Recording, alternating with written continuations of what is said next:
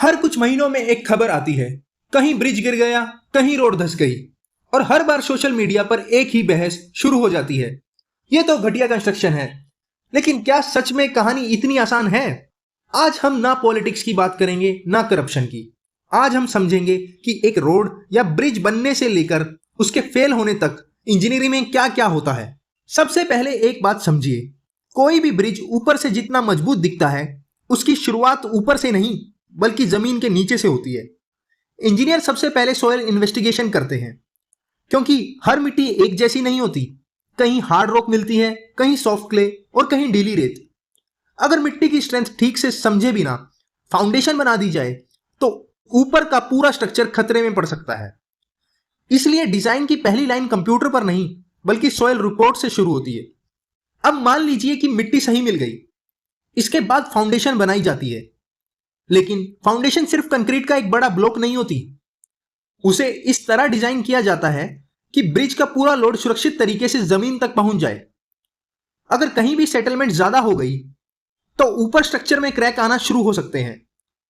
यही वजह है कि फाउंडेशन को ब्रिज का इनविजिबल हीरो कहा जाता है। लोग उसे कभी देखते नहीं, लेकिन पूरा ब्रिज उसी पर खड़ा होता है। अब शुरू होती है कंस्ट्रक्शन की सबसे इंपॉर्टेंट स्टेज। स्टील सही ग्रेड का होना चाहिए, कंक्रीट सही मिक्स डिजाइन का होना चाहिए। उसे वाइब्रेट करना पड़ता है ताकि अंदर एयर वॉइड्स ना रह जाएं। फिर कई दिनों तक क्योरिंग करनी पड़ती है, क्योंकि कंक्रीट की असली स्ट्रेंथ एक दिन में नहीं आती। अगर यह प्रोसेस जल्दी जल्दी कर दिया जाए तो बाहर से सब ठीक दिखाई देगा, लेकिन अंदर उसकी ताकत कम रह सकती है। इसके बाद आता है गर्डर इरेक्शन। आजकल ब्रिजेस के गर्डर्स फैक्ट्री में पहले से बनते हैं और फिर उन्हें भारी क्रेन की मदद से साइट पर इंस्टॉल किया जाता है। लेकिन यहां सिर्फ गर्डर उठाना ही काम नहीं होता। उसका सीक्वेंस, टेम्परेरी सपोर्ट, अलाइनमेंट और बियरिंग्स सब कुछ मिलीमीटर लेवल तक सही होना चाहिए। यही वो स्टेज है जहां इंजीनियरिंग और कंस्ट्रक्शन टीम का अनुभव सबसे ज्यादा मायने रखता है। लेकिन कहानी अभी खत्म नहीं हुई। मान लीजिए ब्रिज बिल्कुल सही बन गया, क्या अब उसका काम खत्म हो गया? बिल्कुल नहीं। असली परीक्षा तो अब शुरू होती है। हर दिन हजारों गाड़ियां उस पर चलती हैं। बारिश होती है, गर्मी और सर्दी में स्टील और कंक्रीट एक्सपैंड और कंप्रेस होगा। नदी के पानी से पियर के नीचे की मिट्टी बह सकती है, जिसे इंजीनियर स्काउर कहते हैं।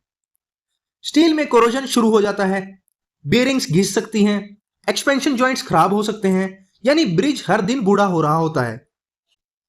यही वजह है कि दुनिया के बड़े देशों में ब्रिजेस को बनाकर छोड़ नहीं दिया जाता। उनकी नियमित इंस्पेक्शन होती है, सेंसर्स लगाए जाते हैं, क्रैक्स को मॉनिटर किया जाता है, बीयरिंग्स बदल दी जाती हैं, कोरोजन रिपेयर किया जाता है। मेंटेनेंस कोई एक्स्ट्रा खर्च नहीं बल्कि ब्रिज की लाइफ बढ़ाने का एक सस्ता तरीका है।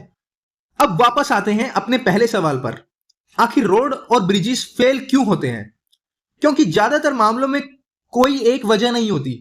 कभी डिजाइन की कमी, कभी कंस्ट्रक्शन में गलती, कभी खराब मेंटेनेंस, कभी ज्यादा लोड और कभी इन्वायरमेंट। कई छोटी छोटी प्रॉब्लम्स सालों तक इकट्ठी होती रहती है, और जिस दिन स्ट्रक्चर टूटता है लोग उसी दिन का फेलियर मानते हैं। जबकि सच यह है कि फेलियर की शुरुआत कई साल पहले हो चुकी होती है।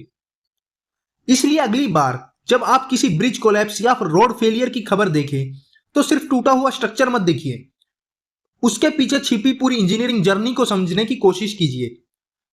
क्योंकि सिविल इंजीनियरिंग में सबसे मुश्किल काम ब्रिज बनाना नहीं बल्कि उसे 50 से 100 साल तक सुरक्षित चलाते रखना है।